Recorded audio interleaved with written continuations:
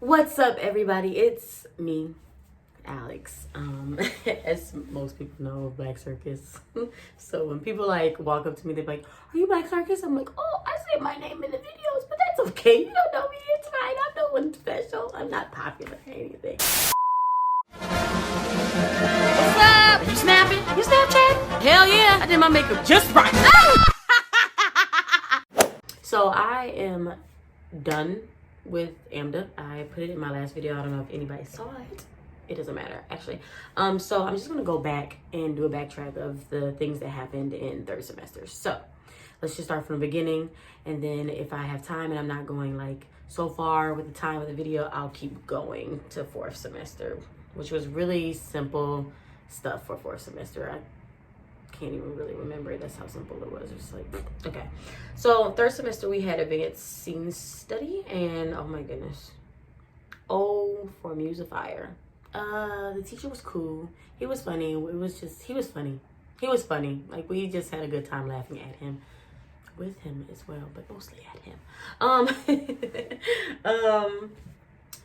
What else did we do in that class?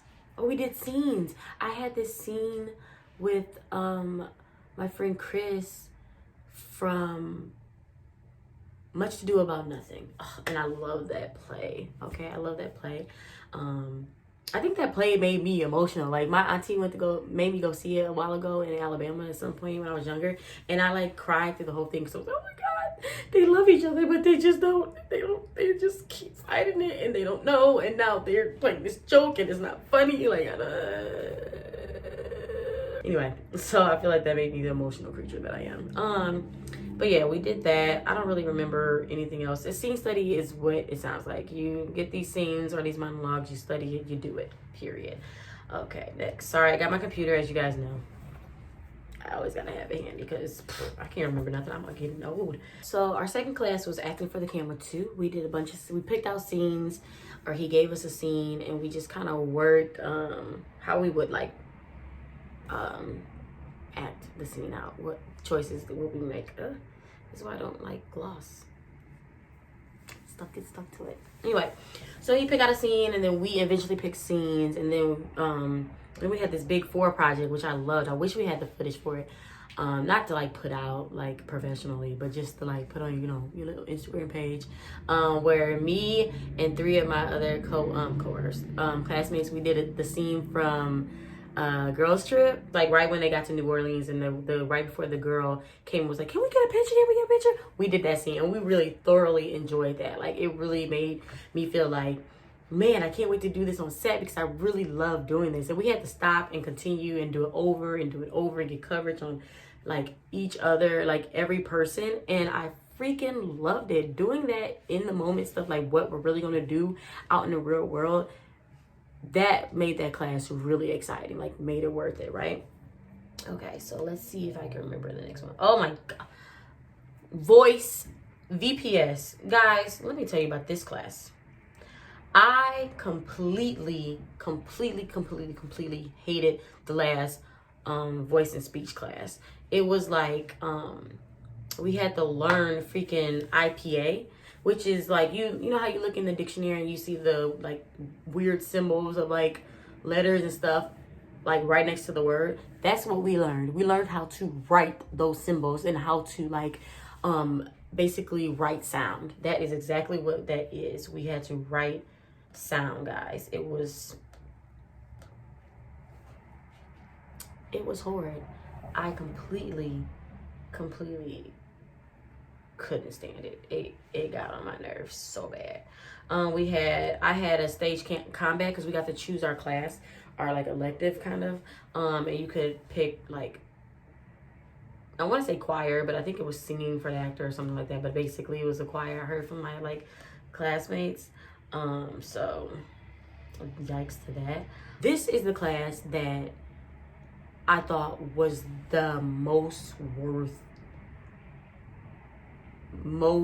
I don't even have the words. This teacher was so into us. Like, he wanted us to really get to the nitty gritty, to really find what it is inside of us that wants to do this. Because he was like, you just need to find your lane, like what's your brand, and like you gotta find like that truth. Like you really have to find it. Like once you find it, then no one can like take that away from you. Like, oh my God, his name is Matt Orduña. Okay, first off, you can look him up on Google or whatever you want. Like, I think he was, he told us he was on Sons of Anarchy as the doctor. I think he was on Grey's. He just had like a thing on Grey's Anatomy that last year, I think it was, he told us, or I heard.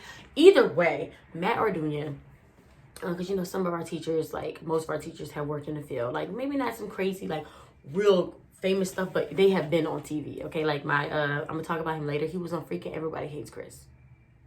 Okay, first, anyway, back to Matt Orduña. I freaking loved him. He gave me my lane, basically. He was like, you know what you remind me of? Queen Latifah. And I was like, thank you. I'll take it. I will take it. I think I said this before in the video, but I don't know. But anyway, I will take that, okay? I freaking love her. I want to, like, play her daughter or, like, sigh by her in something. I don't know. It would be freaking great, whatever it is, because I just adore her and love her so much. But anyway, I felt like he really pushed me to really take my craft seriously, because in school you just kind of pick things to just get by. You know what I'm saying? You're just like, okay, well, let me just do this assignment, let me just pick it up and just do it. And so that's what I was kind of doing. I was just like, okay, this works, let me just look through this playbook and find a monologue that was big enough so I can just memorize and call it a day, not really thinking about what it like did for my craft or whatever like that. That was me, honestly. That was. And then we had to do this we had to pick a monologue that was kind of in our lane, like what we see ourselves doing. And I picked freaking Waiting to Exhale, because it could be from a movie or whatever. Waiting to Exhale. And of course I picked Angela Bassett's monologue. Okay, I can't remember her name. And Bernadine, I think it was Bernadine. Either way, the one where she was like, this mother is psychotic. I started that one out. First off, everybody in the class was doing a regular, nice little emotional or whatever little monologue, and I come out blazing with like F-bombs. It felt so good, but I really was trying to really understand the different ways to like go about pieces and where I felt comfortable at. And I feel comfortable in like all types of the comedy and drama, but I feel like my comedy can be a little better. Not that I'm bad at it, but I just want it to be like, you gotta have a certain delivery, a certain like tempo with comedy, and I need to do more of that. Yeah, I really enjoyed him. Like, I really enjoyed him. He just asked us a lot of questions. It wasn't about us asking questions. It was about him asking us questions and having us answer those.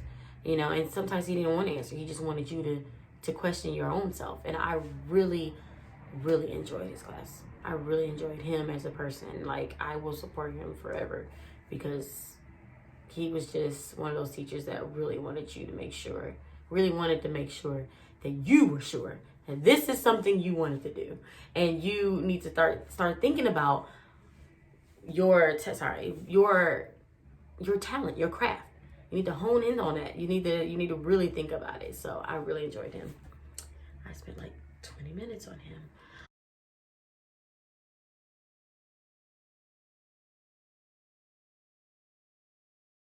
Okay, so how crazy is it that I got to do this video over, even though I did a whole session of video for this and it got deleted, or I never pressed the record. But anyway, sorry, I'm in my closet.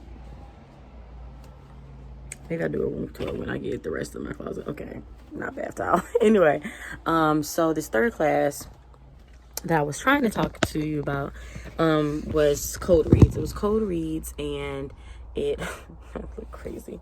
Code reads, and it was our teacher name was Bobby Cicchini. He also did our senior showcase. Yeah, our senior showcase performance for like, parents or whatever, just our last little hurrah. Anyway, his class was code reads, and what was so good about the code reads class is that I really hated doing code reads, because you just they give you a side, they give you like not enough time, 5 minutes to just figure out, to just say it. No, they give you the side and they just want you to just do it, right? I learned in this class that you can actually ask for like 5 minutes to step out and kind of get yourself familiar with the little side to see what the major event in the scene is. So it's just like, he taught us that, and he taught us how to go about it, and just like the questions you should ask, and like if you need like a prop, a prop as in like your phone, like only your phone, or like a pen if you had one, Not something crazy. Like, don't bring props just because, oh, you got like a side the day beforehand. But it's just like a phone. Like, you know, this isn't a phone. We learned this in improv. This is not a phone. This is like a phone, because you hold your hand, you put your phone in there, and it's like, oh, like this. That's how you do a phone. He's like, he doesn't really like care for like a fake phone. So he's like, if you ask me,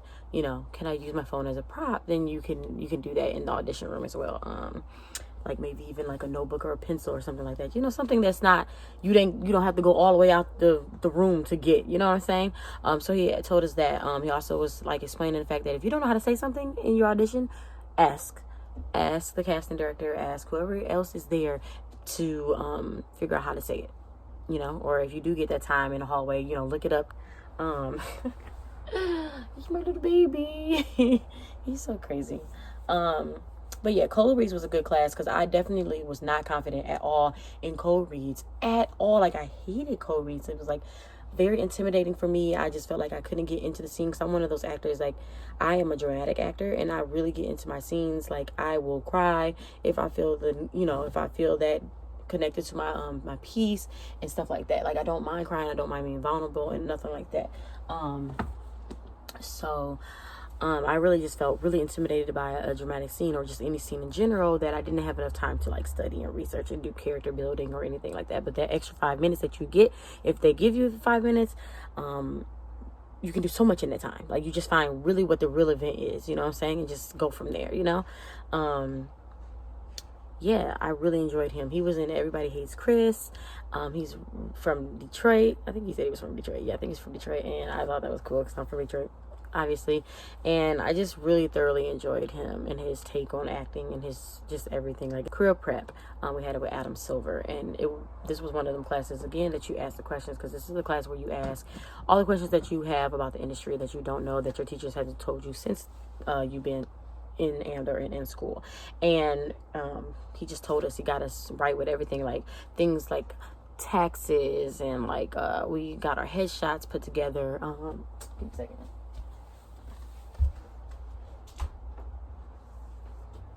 So I got this folder in my last semester, because I wanted everything to be together that I learned. And so we had to go get headshots, and we had to go get little samples of our headshots here. 4x6s from CVS, and we just put them out and shared them with the class, and then the class would look at them, and we would just choose the best ones, you know. We just, like, he kind of critiqued it, and gave us his advice on the headshots and stuff like that. He also gave us the names of a lot of them, people that take headshots, you know, photographers and stuff like that. And then once we agreed, on like the best ones that everybody like kind of liked and gravitated towards, we got big ones. Yay! This is my professional headshot, which is exciting. I'm surprised I even like this headshot, because I don't really do my afro, as you guys kind of see. You can kind of tell like on my YouTube that you never really see it.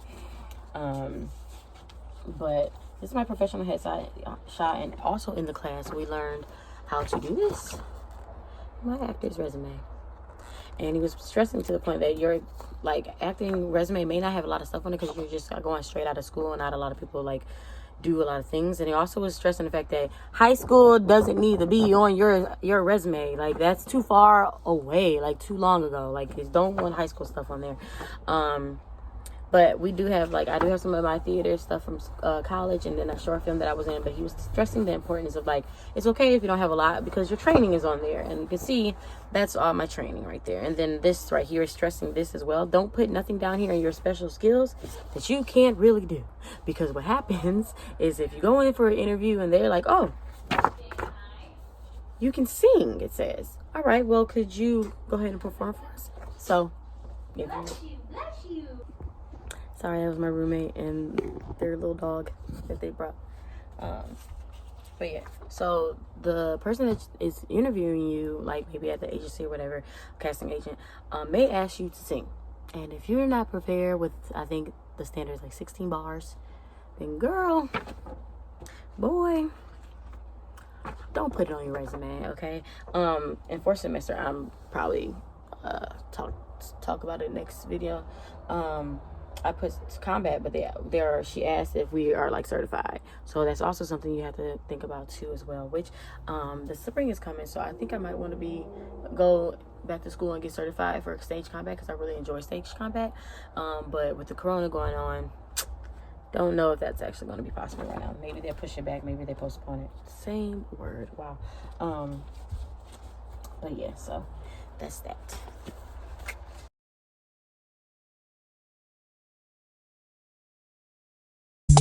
Pause. What's your name? I like what I see, but who's to blame? You slayed your face, trying to rise to fame. You did that thing, you ain't playing no games. Slay. Face beat for days.